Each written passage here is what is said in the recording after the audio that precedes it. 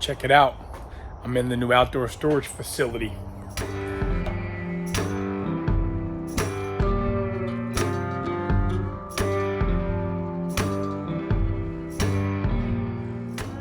Loving this space. I'm loving the El Camino inside. Nicholas has the WRX inside. He even gave it a little bit of a bath yesterday. But the Pontiac needs some immediate attention. The hood, it's a fiberglass, faux GTO hood. The hood has become damaged where the hood hinges bolt. Now the hood hinges are on this hood without springs, because obviously you'll snap a fiberglass hood in half. But there's pieces of wood that have been fiberglassed, tiger haired into the bottom side of the hood way before I bought the car 30 years ago. I'm going to try to save those and come up with a mounting plate that can maybe get bolted onto those pieces of wood, and I'll weld some nuts on the inside of that. Something I probably should have done years and years ago. But let's get the hood, I think, inside the regular garage, because I really have no tools or anything out here. Bring the hood inside and give you a better idea of what I plan to do to fix this up. Here's where I'm at with all this.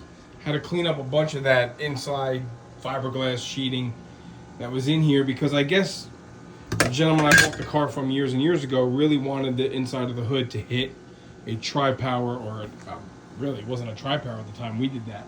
It was just a ram air belly pan for the air cleaner. So that just had a nasty mouse nest in there. No more. It's gone now. But here's what I'm working on. I cleaned up these mounting plates for where the hinges go. Right, the hood hinges would bolt. Here, you can see the hole. Somebody tried to put some wood putty or something in there. Really, really silly stuff. That is an extra hole drilled into the hood hinge there. See if I can't get a pointer here. This is an extra hole. So maybe a new lag bolt could have been inserted. Kind of, young guy stuff. We've graduated from all that, I think. But in any case, here's what I've done. I've just transposed over some lines showing where the center line of that mounting hole is. And I'm going to take my new plates, which are now going to become very, very side specific. And we're going to line these up, if you can see my Sharpie lines. We're going to line these up, take them over to the drill press, punch some holes in here, make sure that my holes correspond to the main mounting holes. And then, if that is all good, we can go ahead and weld nuts to the back side of here. I need to maintain some adjustability here. So when this piece goes on, this mounting plate, which will get held on with a series of basically, wood screws drilled into the metal. These hinges do not have springs, because you can't do that with a fiberglass hood. You'll snap it. It doesn't have any metal reinforcement in here at all. I want to maintain, if you see the red hole, the red dot there, I want to maintain some lateral adjustment here. So I think what I've got is the holes where I want them, so that we are in the middle of those adjustments. All right, what's the big risk? The big risk is that I put this all together, and when I order new hinges and they come,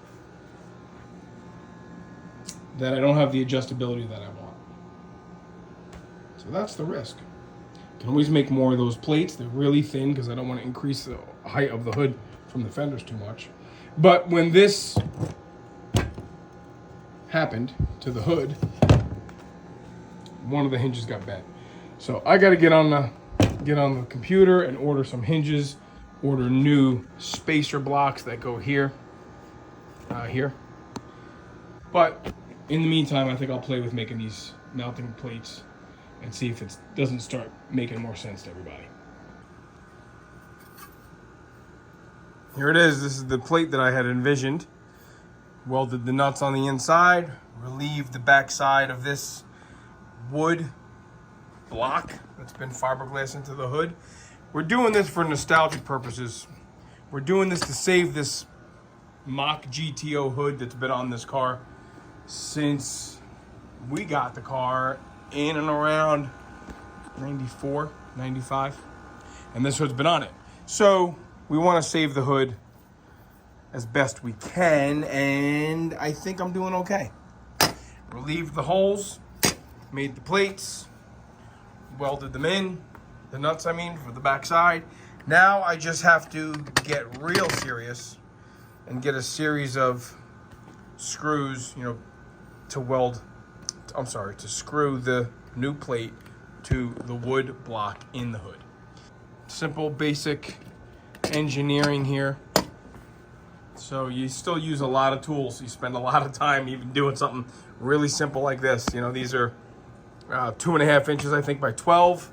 These two plates. Drill some holes with the drill press, weld some nuts with the welder. Next thing you know, you got all your tools out. But everything's getting put away, kind of cleaning things up. This is what came in the mail the other day. Very excited. Original, let me see, one's labeled here. Yep, original hood hinges for the Lemans. And I'm glad too that the springs are not on there, because we don't want the springs on the hinges when we're using that fiberglass GTO style hood. So this is cool because this is what we need to get that hood operational. Hopefully those plates that I made, which are over here, right? Hopefully these plates are gonna be the real long-term solution. Okay, let me clean these things up and see if we can't make any progress today in getting these on the car. About to clean these hinges for the Pontiac using Big J's not so proprietary method. I went and bought this product, concrete and metal prep, the same stuff he used for the control arms on the El Camino. And I'm gonna do even a little further experiment. I'm not gonna wire a wheel, I'm not gonna do anything. I'm just gonna put these bad boys in this tote outside. I don't wanna do it in the garage. And just gonna fill these up, fill this tote up with this concrete and metal prep. And let's see how clean these things can come. I'm gonna try to not paint them because they're supposed to be natural, which is really kind of cool. If you look at a good set of original parts, you can see that that's really how, the factory didn't finish the hinges. They just left them natural. A lot of guys, myself included, you paint them cast or paint them gray, sometimes even a flat black. But let's put these in the vat of the juice and let's see how it works. Okay, you know how I like to do things as a family. This is John's idea to clean the hinges in this concrete and metal prep product.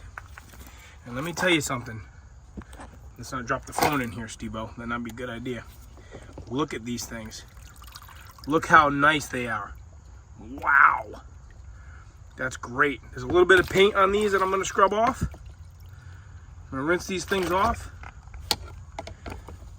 Man, they look great. They look so good. It's just bare, like brand new looking metal. Okay, I'm gonna pull these out, rinse them off, and we'll take a better look.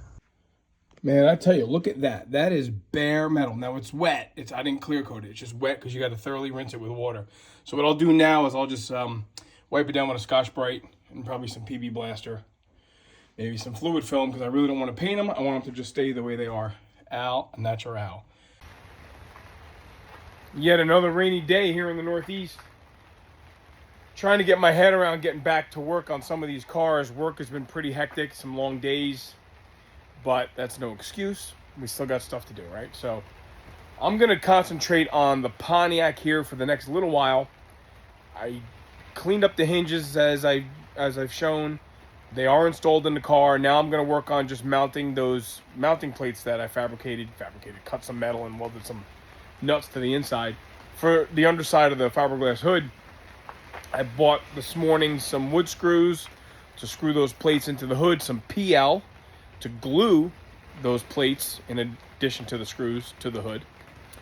And let's just get that done. So then this part of it is done. Then I want to really get back inside the real garage. And here comes the rain, you hear it? And work on the firewall and the dash. That'll be the plan for the rest of the day / weekend. Oh, that's some wind. Okay, let's get to work on the poncho. This is what it looks like inside the hood hinge project right now. These are the hinges after I've cleaned them with that concrete and metal prep. I'm realizing right now that I didn't buy washers to fill this gap. There are spacers, hood hinge spacers available I have some somewhere, but I really want to just get this kind of mounted. So those plates are going to come off. We may be able to chalk this up to another win.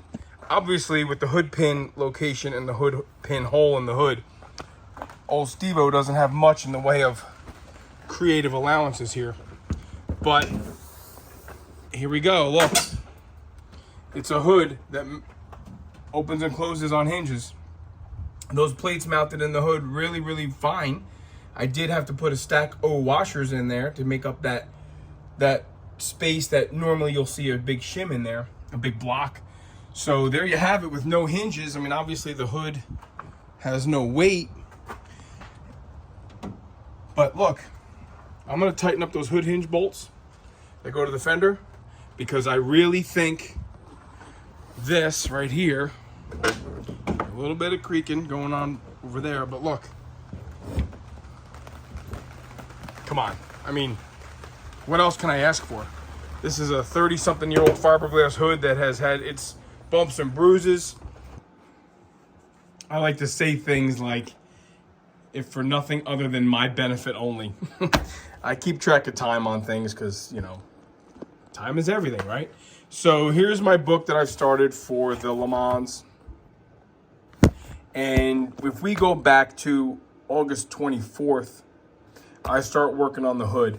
I start repairing the busted up wood that was in there, grinding, you know, drilling holes in the wood, cut the fiberglass flap out that was damaged where the mouse was, and started to create, and actually I think I did it all, create those metal plates, weld on those nuts, taking all the measurements. That was 5 hours of work. That was the lion's share of the work. Then, of course, you go shopping for some stuff that you need, the metal prep, you buy the tin, and, you know, the tote, rather.